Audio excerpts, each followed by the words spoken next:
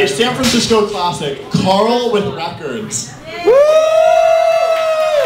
Thank you. That makes me feel old.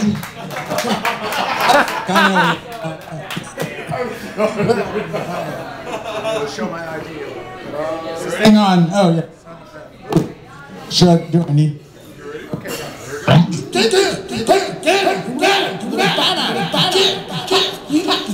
Oh, the man I love, he's also my stalker. He waits outside my house, inside his car. He can be unkind at times, he goes too far, but it's really not his fault. He was born to be a louse. He's a maniac, but get off my back. He's also my spouse,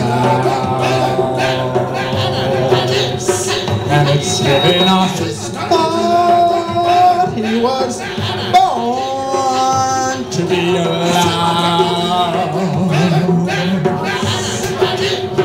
He cut off my telephone line, but at least he's really mine.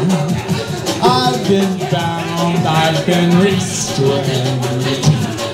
True love can be a pain, but don't worry, I'll be just fine. He's not perfect, he's just out of his ever-loving mind. He's a psychopath, but don't make me laugh. He's saying he's crazy, he's half and half. He pelted me with eggs, he broke both of my legs.